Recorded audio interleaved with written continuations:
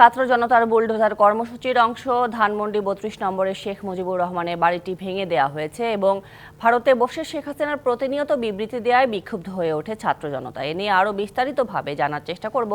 আমাদের সাথে বার্তা কক্ষ থেকে যুক্ত হয়েছেন স্টাফ রিপোর্টার ইকবাল অনেক। আমরা যেমনটি আমাদের সহকর্মী কামরুল হাসানের মাধ্যমে দেখতে পাচ্ছিলাম যে নানা বয়সী মানুষদের ভিড় সেখানে ধানমন্ডি ৩২ নম্বরে এখনো সেখানে স্লোগান দেওয়া হচ্ছে। আসলে এই ব্যাপারটি নিয়ে বিভিন্ন অঙ্গনে নানা আলোচনা সমালোচনা চলছে। আপনার কি মনে হয় বা বিশেষজ্ঞরা কি বলছেন রাজনৈতিক অঙ্গনে এবং কূটনৈতিকভাবে এর প্রভাব কেমন পড়তে পারে?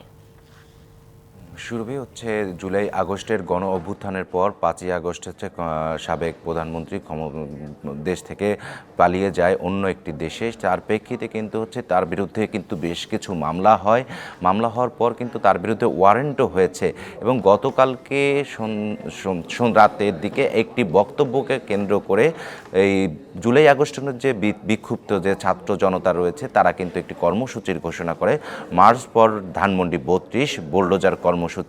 তারই প্রেক্ষিতে কিন্তু গতকাল রাত ৮টার দিকে কিন্তু হচ্ছে বিক্ষুব্ধ ছাত্র জনতা ৩২ নম্বরে যে শেখ মুজিবুর রহমানের বাসভবনটিতে আছে সেখানে যায়।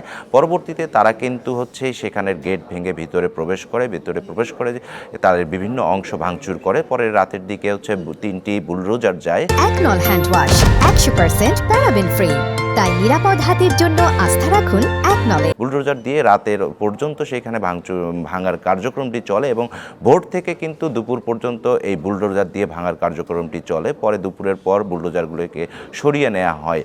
পরে কিন্তু দেখা গেছে ওখানে যে বিপ্লবী ছাত্র জনতা এসেছেন তারা কিন্তু একটি কথা বারবার বলেছেন যে বাংলাদেশে যাতে আর কোনোভাবেই ফ্যাসিবাদের জন্ম না হয়, আর যাতে ফ্যাসিবাদকে যাতে পুনর্বাসন করা না হয় এবং যারা ফ্যাসিবাদকে পুনর্বাসন করার চেষ্টা করবে তাদেরকেও কিন্তু প্রতিহত করা হবে।